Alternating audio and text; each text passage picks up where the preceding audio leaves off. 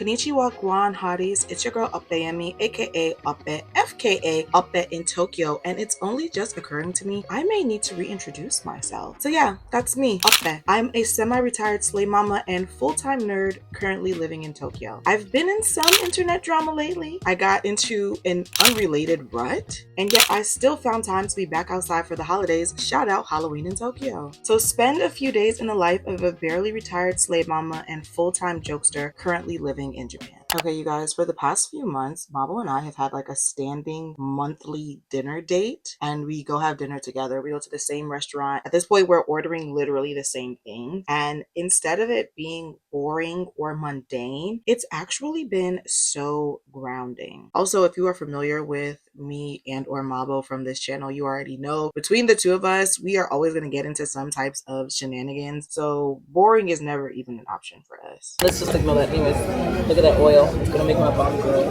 It is. That's the exact ingredient that increases the bumper. You can see the bounce. This adds the bounce. You gotta snag it up. It adds the bounce. I don't even remember what the outside. I just remember being outside and saying, well, what the hell am I doing here? And then homegirl was like on the stairs, like lying down, and he was like, your friend doesn't look like, how much she's fine. You see? And then she just vomited. I was like, shit, I gotta go. She was fighting for her life. She was really fighting for her life. And I'm like, wait, but they did not drink that much though. Sometimes I feel like I forget that I'm a foreigner in Japan. 'Cause I even went to the grocery store the other day and I walked in and I saw two white men in the grocery store and I said, man, this foreigner problem's getting out of hand. As if me too. As if the Japanese people were not looking at me too. I also said that like sometimes you just be like, yeah, there's so many foreigners in Tokyo now. I'm like, I know, right? I'll even be agreeing. I'm like a foreigner myself. That's your foreign time. I'll just be agreeing. I'll be like, there's too many. We have to do something. We have to crack down. They'll be like, since you were so excited to agree with us, you'll have to go first. Yes. Here's the number one thing you can't do when if you don't shut your stinky, stupid, smelly mouth. Comments from my face! Idiots! They always be just the dumbest things you've ever heard of too. Like, and sometimes it just be common sense. Don't be disrespectful at the temples. Well, yes. I hope you apply that in any country you go to. Like, what? They're the worst. Don't point your chopsticks. How do I know how to use chopsticks? Why did he even give me chopsticks if he was not going to give me a tutorial? If he does not want to give tutorial, he should just take what he gets at the table. That one always kills me. That one always cracks me up. The chopsticks, when they're giving you chopsticks etiquette. Jumanji, we're free with this flyer. And we can drink for free. It's ghetto? Well, probably so if we let him drink it for free. Okay, so if you guys remember my vlogs from like this time last year, your girl was so miserable. I had very little energy or motivation to do anything other than just wallow in my own self-pity. It was my first holiday season in Tokyo and it hit me really hard for a lot of reasons. The main thing was that I didn't anticipate how hard it would be to keep up my traditions in Japan. And I can't lie, as somebody who really enjoys the holiday season, not being able to do those traditions really is a big deal for me. But once the holidays were all said and done and I took time to like really investigate why I was so upset, because I'm not even really a big Christmas person per se, I really just like the traditions surrounding it. And when I unpacked that, I realized it wasn't so much that I wasn't in the holiday spirit, it was that I was lacking a routine that I had grown accustomed to, and that was what was making me feel so down in the dumps because I was off routine. And so earlier this year I was like, okay, before winter time hits, I need to have some routines in place. And honestly, one of my favorite routines right now is the dinners with Mabo. They're so fun and they're never boring, right? We don't have I don't want to say we don't have super profound conversations or anything, but we're not discussing rocket science. Sometimes we're just munching and enjoying the silence. And it has really been such a grounding part of my routine. To know when something is coming is very grounding. Anyway, all that to say, I'm looking for other things to add to my monthly routine. Are y'all routine people? If so, what are some things in your monthly routine that are keeping you sane? Let me know in the comments because I'm always looking for inspo. Okay, so if you are a regular viewer of my content, then you probably already noticed your girl is back to posting regularly on YouTube. Yeah! But let me say this, making content, especially making good content, is a muscle. With any muscle, if you don't use it for a long time, it could atrophy, right? It could stop working. And I feel like that's kind of where I was for a little bit. And let me tell you how I think I am slowly but surely getting myself out of that like atrophy stage, right? So your girl was on YouTube, as one does, and I was looking for vloggers to watch. I feel like, I don't know if it's my algorithm or if the girls aren't vlogging anymore. I feel like it could be either because I was not vlogging for a very long time. So I'm like, did all of my favorites take a hiatus the same time I did? Like, who has been giving the people what they need? And so I was like, oh my gosh, like, nobody's posting anything. And so I was like, you know what? I'm gonna watch my old videos. Now, this is something I don't really ever do. The reason why I don't really watch my videos is because it's like, I done lived it, I done recorded it, I done uploaded it, I done edited it, I done revised it. I don't want to watch it again. Like, I'm annoyed at the sound of my voice at that point. Everything I'm doing, I'm seeing all like the bad things. Like, it's not a fun experience for me at that point. So I don't really watch my videos after they go live.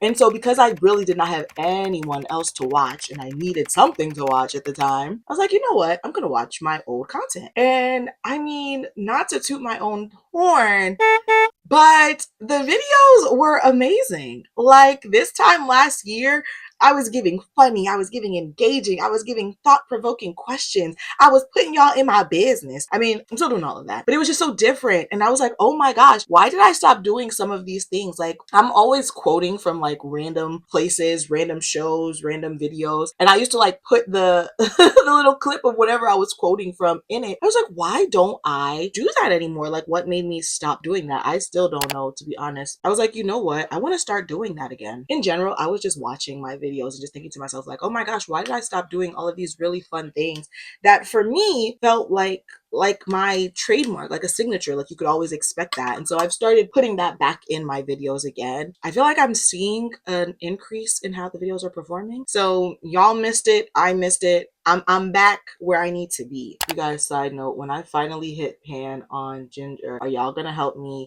mass tag Jackie Ina and let her know she needs to send me whatever she got left in the lab? I will take sample products. They don't even need to have no title on it. Okay, I can identify Ginger from any distance. Okay, more life updates. Your girl has been apartment shopping. I feel like I've been apartment shopping for like the last year. Do you want to know why it's taken me so long? I'm really picky about where I want to live. When I move out of this place, I don't plan on moving again in Japan unless I like buy a home in Japan or something. So I want the place to have everything I need. I need it to be close to the train. I need it to be a certain size, whoopty whoopty whoop. And I want to stay in a certain area. Anyway, if you know anything about the apartment shopping process in Japan, you know that you need a realtor. So I found a realtor and I'm gonna just play the clip for y'all. Get in, hotties. We're going apartment shopping in Tokyo. Y'all, this guy was pretty much just playing in my face. So in the onboarding email documents, they asked me a whole bunch of questions about what I was looking for as far as location, price, sizing goes. They emailed me even more follow-up questions. I'm like, oh my gosh, this is so thorough. They're gonna be able to just find me what I'm looking for. We're gonna hit the ground running, whoopty whoopty whoop. I get to his office, he's asking me the same questions. And in my mind, I'm like, okay, this is a bad sign because this means he doesn't have anything for me to look at. So what am I doing in his office? Just chopping it up with him? And like, I thought he was a nice guy. He was cool, but cool quickly turned into annoying when I realized he didn't have anything. And so I sat in his office for like an hour just chopping it up with him. Anyway, after sitting at his desk while he was calling the apartment people right in front of me, we finally found one apartment that did match my criteria that was available for viewing. And so we went to go see it. I will say I was anticipating having to take the train everywhere, which is a huge reason why I really did not want to move out of a certain area, because I'm like, I'm not trying to take the train all over Japan. But this company had a car, which was really nice, so shout out to them. So when we got to the place, let me just say I loved this bathroom. To this day, of all the bathrooms I have seen in Japan, I think this bathroom is my absolute favorite. This tub, I mean, well, come on, I mean, like, Like, look, like this is like, come on, like 10 out of 10, absolutely no notes. I was obsessed with this tub. There was so much kitchen space. It was gorgeous. But like, look at what's supposed to be the bedroom. Like, this is not a bedroom. Like, a bed could not even fit here. If you put a bed here, you would lose access to the balcony, which, whatever, neither here nor there, except in Japan, you have to dry your clothes on the balcony. So that means every time I did laundry, I would have to cut through my bed.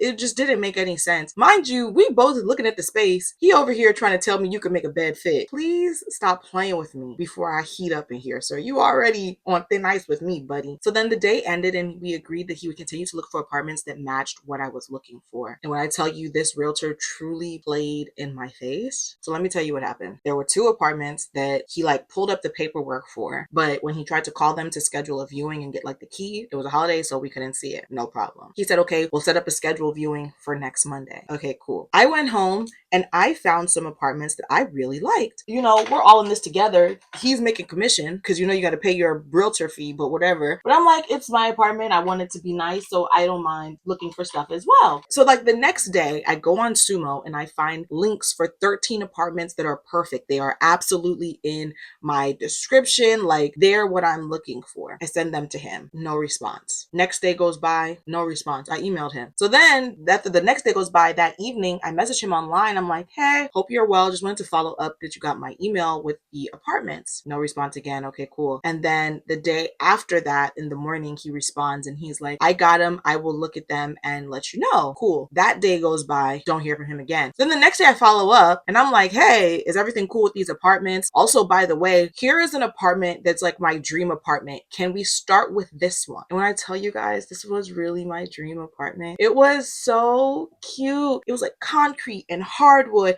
and it had a loft bed. Not like the typical tiny itty bitty Japanese loft bed, but like good sizing. It had so much storage. Oh, it was absolutely perfect. It had 3 sides of windows. I mean, dream apartment. And I'm like, hey, like, let's see if we can see this place. No response. The next day he responds and he's like, hey, I was able to reach out to that place and we can see it on Monday because we had planned to go on Monday. And I'm like, perfect. And I was like, okay, great. Let me know how the other apartments go. No response, no response, no response. Okay, so Sunday night comes and I'm like, should we meet at the office or at this location of the apartment that I sent? Because like I said, that's my number one. That's the one I really want to go see. I was like, should I meet you there at 11 or at the office? Like, whatever's easiest for you. He's like, okay, let's meet at the office. All right, sure. I said, okay, how many apartments are we going to go see? Basically, out of all of the 13 apartments I sent him, we can't see any of them. So I'm like, does this include the apartment that you already said we could see on Monday? Like, what happened with that? He's kind of like going around in circles with the answering. And I'm like, okay, maybe a language barrier right now that's creating this, because why isn't he answering my question? Child, after going back and forth enough times, turns out that apartment is no longer available.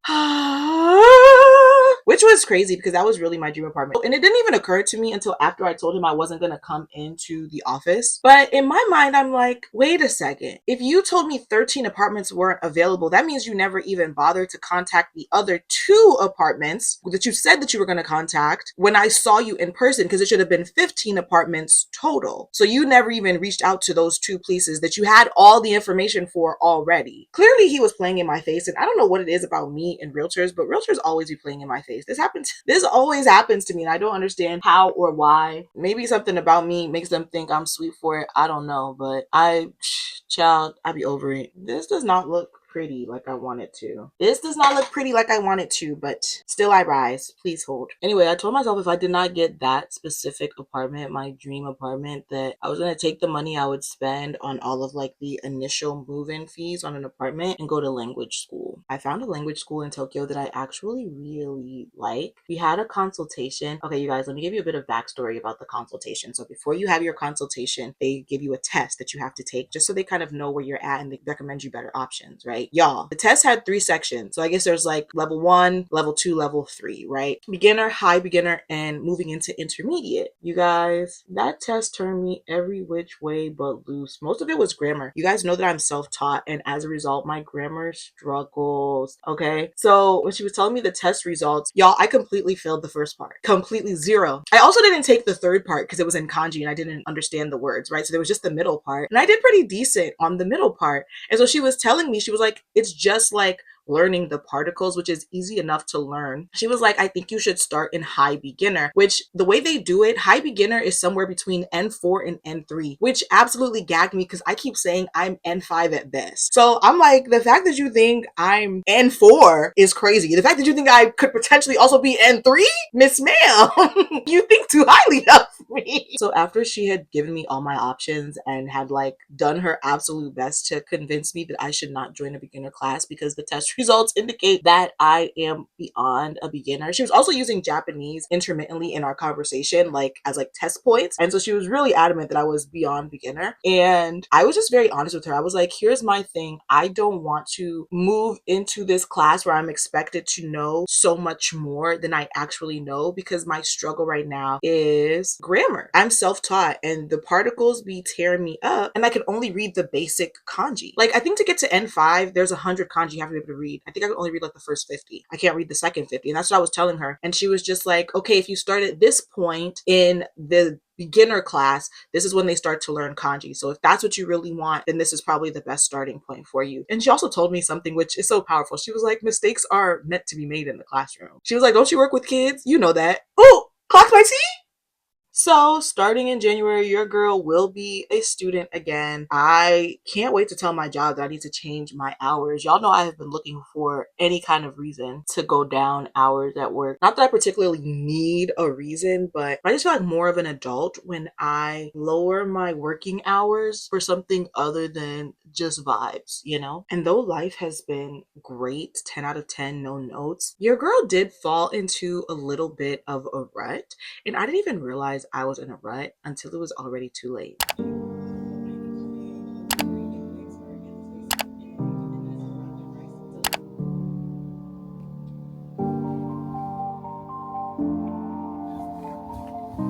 I'm pretty sure this rut was just a result of seasonal depression starting to kick in. And I will say all of this happened before I started implementing routine into my life. In addition to my monthly routines that I have going, I have also started a 6 a.m. routine. I know we've all seen the videos on YouTube, the 5 a.m. routine that changed my life, the 6 a.m. routine that changed my life. And I personally think most of those videos are hogwash. They're so unrealistic, especially if you are somebody that actually needs a routine in order to counteract whatever's happening with them, like I was at that time. But I have adopted a 6 a.m. routine that works for me. And I also think that it's just more realistic. And it's not because I've reinvented the wheel or anything like that. It's just because I just had to customize the parameters to meet me where I was at. And I think a lot of those videos are so stringent because the focus of those videos is to build discipline. A lot of times people have a different idea of what discipline means. I don't know. If you guys want to hear more about the 6 a.m. routine that literally got me out of this rut, let me know and I can make a whole other video about it. I will say the craziest thing about this rut is that I didn't even realize how bad it was until I was looking at how bad my apartment was.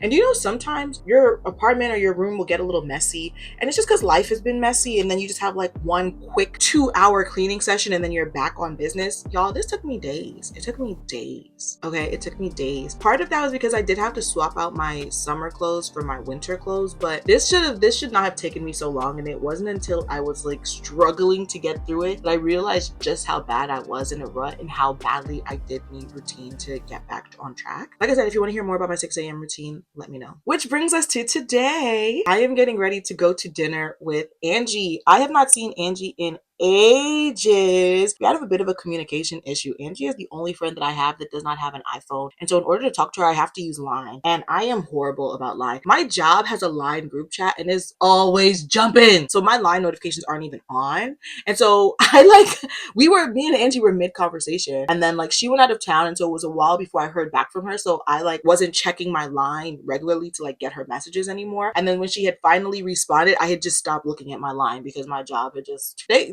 be yapping in that group chat. Anyway, we haven't caught up in ages, so I am getting ready to meet her for dinner. We're going to go try this Jamaican restaurant, which I don't think it's gonna slap. The pictures look like it slap. I don't know if it's gonna slap in real life. Okay, so I'm actually very excited to taste what it's hitting on. The place is like, it's like a weird distance from me. Me and Angie both live on this side of Tokyo, and so it's like conveniently located, I guess, for both of us, but it's not necessarily conveniently located on the train. I could take a train 2 stops up and then have a 15-minute walk, or I could rent a scooter and just have a 20-minute scooter, which is like 230 yen, which is pretty much, well, the train would be free because I have a commuter pass, but it's pretty much the same as if I had to take a train somewhere. So I think I'm gonna take a scooter or maybe like a bike. So I have to find like a bike friendly outfit in order to wear. I think this is my winter eyeshadow look. It's eating so bad right now. Okay, I'm gonna finish my makeup and talk to you guys about my women's group, Hotties in Tokyo, which is officially launched. If you're seeing this video, you still have time. Our next event is on the 23rd of November. If you are a Black woman and you live in Japan and you want to come kick it with us, please, the link to register for the group is in my bio. Once you register and have been verified, then you'll get the link to RSVP. Assuming we still have space left, I've reserved us a table and it only seats so many. If there's still space, please, by all means, check the link. I am so excited for Hotties in Tokyo. For those of you who have known me since I lived in LA, you already know I really do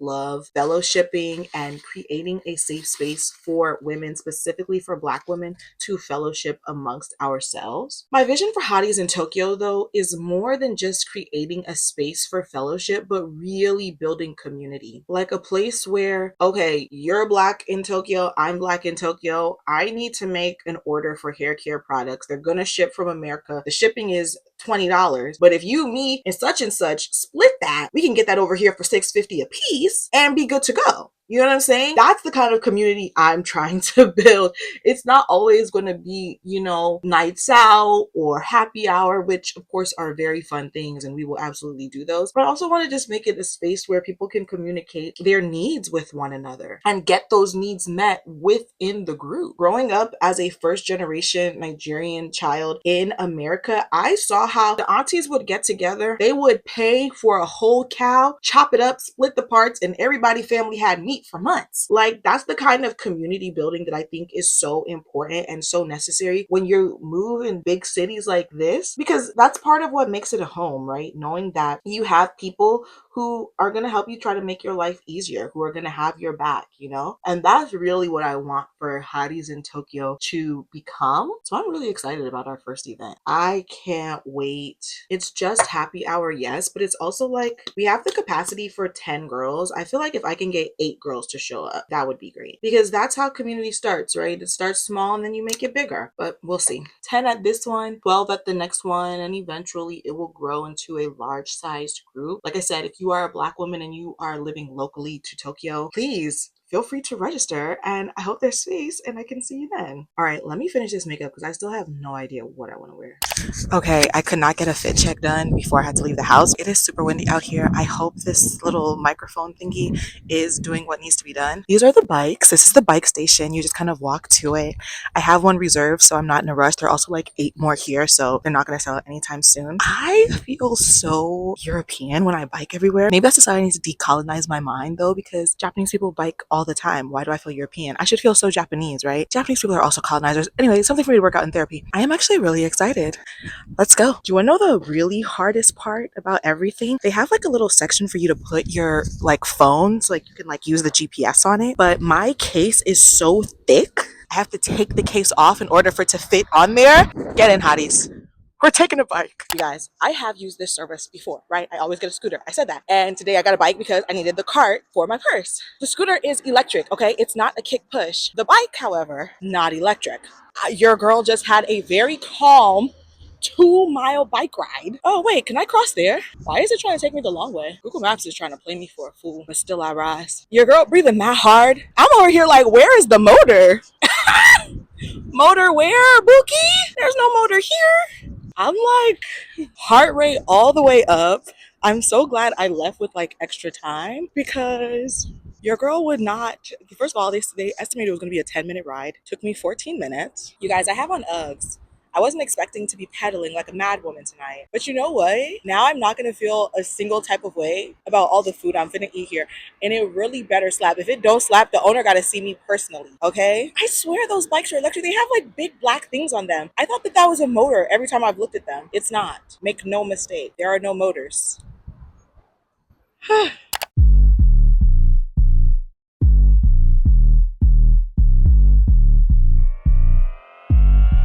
Okay, they got the jams jamming. I feel like that's gonna mess up my audio too. It's loud in here. They have so many different types of selections. I think I'm gonna go with the red hot jerk chicken plate. I hope it does not disgrace me because I will be pissed. What does it come with? The plate. Oh, the chicken, the sauce, and then rice and peas. Oh, arigatou gozaimasu. Kanpai!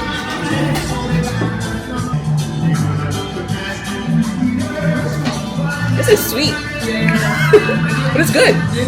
It's sweet.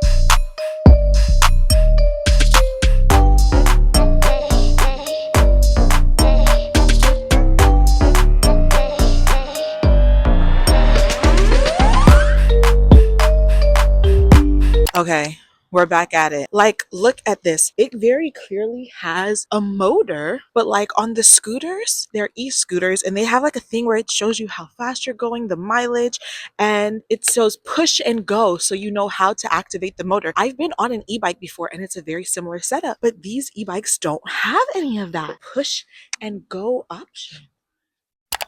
Oh, the lighting is good if I duck down. Yeah, I'm gonna take a scooter back this time because fool me once, shame on you. Fool me twice, that's on me. Fool me 3 times, I could never. I will never. Oh no, these are not e-bikes. Okay, I've just cracked the code. These are 100% not e-bikes because the scooters have tags on them. Motorized vehicles, you have to have a tag in Japan. I know this because even to use this service, you have to take like a driving test, right? They just kind of ask you like it's not like a road test, obviously, but it's like the written portion of a driving test because it's a motorized vehicle, so you have to follow motorized laws. The bikes don't have tags on them, which means they're not motorized vehicles. Okay, I have cracked the code.